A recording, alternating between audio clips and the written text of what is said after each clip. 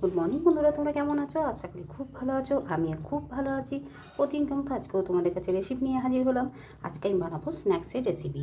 চায়ের সাথে বলো, শুধু মুখে বলো, বা কোথাও কেউ এলো তাদেরকেও তোমরা এটা পরিবেশন করতে পারো চায়ের সাথে।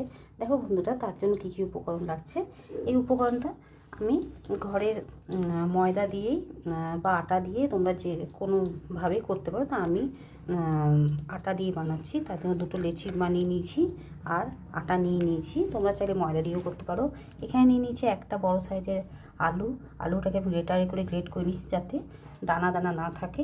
নিয়ে নিয়েছি ধনে পাতা, আর নিয়ে নিয়েছি এখানে কস্তুরি মেথি, কালো জিরে, জোয়ান, ধনে, জিরে, লঙ্কার গুঁড়ো, আর নিয়ে নিয়েছি এখানে নুন আর একটু চিনি গুঁড়ো করে নিয়ে নিয়েছি।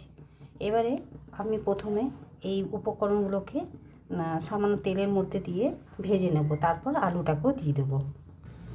দেখো বন্ধুরা, কড়াই আমি 1 মতন বা 1 চামচ মতন তেল দিয়ে দিয়েছি। ওই তেলের মধ্যে গুঁড়ো মশলাগুলো দিয়ে দিলাম, হালকাভাবে ভেজে নেব।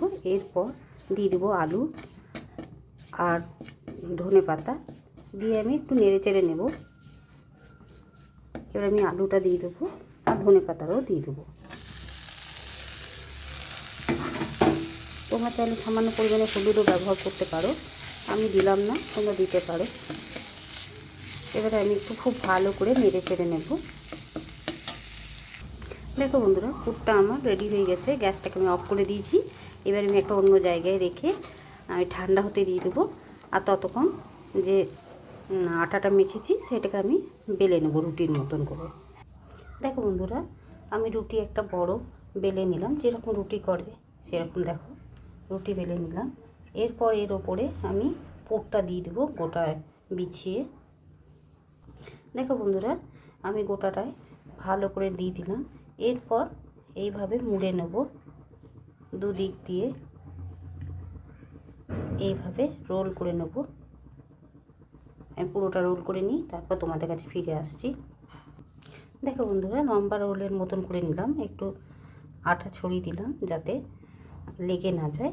এরপর আমি এইভাবে শেপ দিয়ে দেবো, এইভাবে প্রত্যেকটা কেটে নেব। এইভাবে আমি কেটে নিই, তারপর ফিরে আসছি।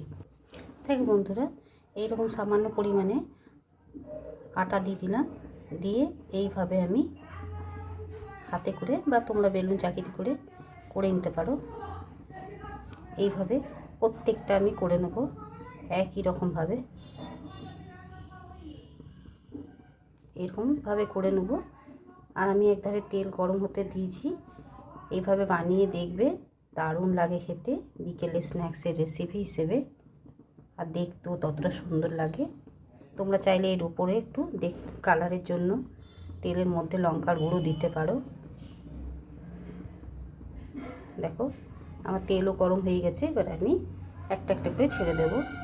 দেখো বন্ধুরা, হালকা গরম তেলের মধ্যে আমি দিয়ে দিলাম একে একে। এবারে আমি গ্যাসের ফ্লেমটা একদম মিডিয়াম রাখবো, ভেজে নেব, মানে মিডিয়াম টু হাই। একদম বাড়িয়ে দিলে চলবে না, মাঝে হালকাভাবে বাড়িয়ে দেবে। যখন আরেক দিকটা হয়ে যাবে তখন এখন এরকমই রইতে হবে। তাই আস্তে আস্তে ভালোভাবে ভাজা হবে, তাই একটু ধৈর্য ধরে ভেজে নিতে হবে। তো বন্ধুরা, আমি আবার উল্টে দিলাম। আমি এইভাবে আস্তে আস্তে ধৈর্য ধরে ভেজে নেব। আর তোমরা বাড়িতে অতি অবশ্যই একবার হলেও বানিয়ে খেয়ে দেখবে, ঘরে থাকা উপকরণ দিয়েই হয়ে যাবে। আর চায়ের সাথে বলো, এমনি মানে শুধু লোকজন কেউ এলে পরে তাদেরকেও তোমরা অতিথি আপ্যায়ন করতে পারো, আর খেতে দারুণ লাগে স্ন্যাক্স হিসেবে। চলো বন্ধুরা, আমি এখন এই দিকটা হওয়ার পর আরেকবার উল্টে দেবো, আস্তে আস্তে উল্টে পাল্টে ভেজে নেব। দেখো বন্ধুরা, আমি ভেজে তুলে নিলাম। বাকিগুলো যেগুলো আছে সেগুলো আমি একই রকমভাবে ভেজে নেব। দেখো বন্ধুরা, বাকিগুলো একই রকমভাবে ভেজে নিচ্ছি। যে আরেকটা লেচি করা ছিল সেটাকেও বানিয়ে নিলাম, আর একই রকমভাবে আমি ভেজে নেব।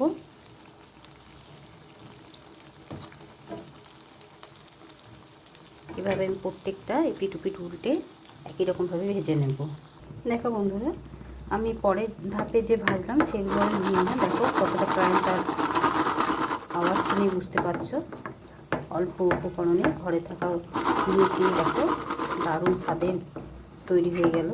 আর দেখো আরও কতগুলো ভেজে নিচ্ছি, একই রকমভাবে ভেজে নেব। দেখো বন্ধুরা, বাকিগুলো আমি একই রকমভাবে ভেজে নিলাম। এবারে আমি একটা অন্য জায়গায় ঢেলে নিয়ে তারপর তোমাদের কাছে ফিরে আসছি। দেখো বন্ধুরা, আটা দিয়ে আমার ঘরে থাকা উপকরণ দিয়ে স্ন্যাক্সের রেসিপি তৈরি হলো। দেখতেও যতটা সুন্দর ততটা খেতেও সুন্দর। তোমরা একবার হলেও বাড়িতে বানিয়ে খেয়ে দেখবে। আর ভালো লাগলে লাইক, শেয়ার এবং চ্যানেলটিকে সাবস্ক্রাইব করে দেবে আর সবার সাথে শেয়ার করে দেবে। আজকের মতো এতটুকুই। কালকে আবার অন্য কোনো রেসিপি নিয়ে হাজির হব। সুস্থ থেকো, ভালো থেকো, তোমরা আমার বন্ধু হয়ে পাশে থেকো।